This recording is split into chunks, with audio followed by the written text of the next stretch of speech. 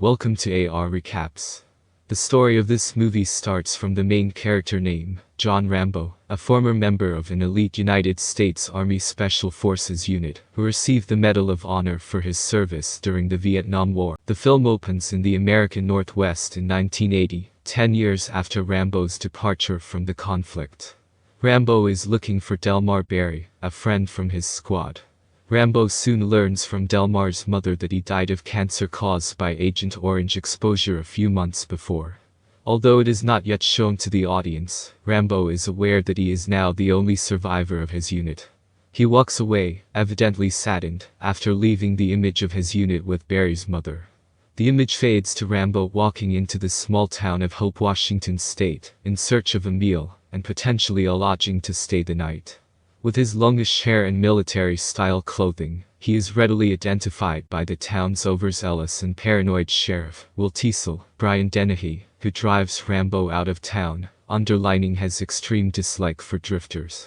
Rambo defiantly returns to town, much to the chagrin of Teasel, who arrests him for vagrancy and carrying a big combat knife as a concealed weapon.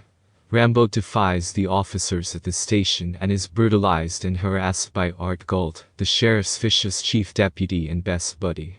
Rambo is told to undress, and Galt and his deputies, Ward and Mitch, are astounded to discover that his chest and back are covered with horrific wounds. Without provocation, Galt slashes Rambo in the lower back with his police baton. A third cop uses a fire hose to clean him up. Rambo loses control when they attempt to dry shave him with a straight razor in preparation for his court appearance. Using his military training instinctively, he defeated Galt and his comrades. He battles his way out of the station, pulling out his huge knife. He fights several more officers, takes a civilian's motorcycle, and is followed into the neighboring mountains. Teasel pursues him into the bush, but the pursuit comes to a stop when his car flips over. Rambo spills the stolen bike and rushes up past the tree line farther up the mountain.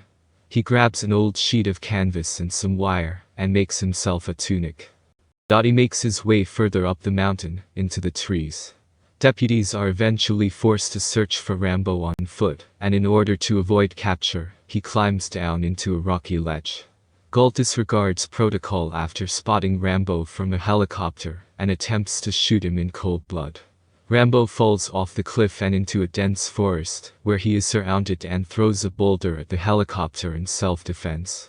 The chopper is hit by a rock thrown by Rambo and pitches owing to severe updrafting, leading Galt to plummet to his death. Teasel, who did not see Galt's assassination attempt on Rambo, resolves to avenge his friend's murder. Rambo attempts to surrender after tending to a deep wound in his upper arm, but is fired at by Teasel's men and runs into the woods. Teasel leads his deputies on a manhunt through the forested terrain. The deputies are inexperienced and bicker, especially after learning about Rambo's combat history, and that he's a Green Beret and a war hero over the radio. Rambo soon defeats the small, confused team using non-lethal guerrilla techniques and booby traps, badly wounding all of the deputies, and stealing one of them's walkie-talkies.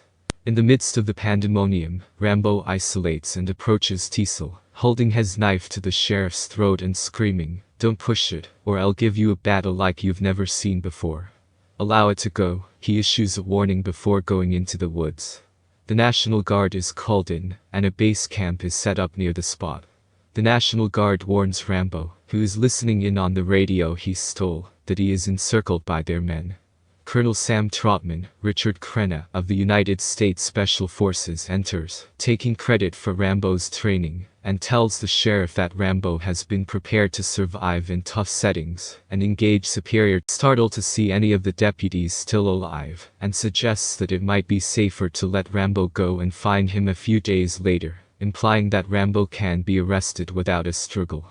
Teasel, fueled by a mixture of scorn and pride, refuses to listen to the advice. Teasel agrees to let Trotman speak with Rambo. Trotman tries to persuade Rambo to turn himself in, but Rambo refuses, citing his awful treatment by Teasel and his men. Trotman says that Rambo shouldn't have retaliated so severely, to which Rambo responds, "They drew first blood, sir." Rambo turns off the radio. Teasel's soldiers have triangulated Rambo's location on the mountain by the time the talk concludes. Rambo is eventually apprehended by National Guard troops at the entrance to an abandoned mine where he had sought refuge. The inexperienced guardsmen launch an M72 LAW missile at him, collapsing the entryway and trapping him inside. They believe Rambo is dead. Rambo has escaped into the mine's tunnels, unbeknownst to his pursuers. Rambo finds some old gasoline and fashions a makeshift torch. Rambo utilizes the flame of the torch as an indicator of air movement to find an exit to the surface, after wading through waist-deep water and fighting off rodents. Rambo hijacks a passing United States Army M135 2.5-ton transport truck, throws out the driver, crashes through a checkpoint, and returns to town, driving into a gas station. He obstructs any pursuers by igniting the spilled fuel on the road, as well as destroying the stolen truck. Rambo then embarks on a shooting spree around town, armed with an M60 machine gun. As the residents evacuate, Rambo goes on a shooting spree around town. Rambo employs guerrilla techniques to take down power transformers, effectively blacking out a portion of the town.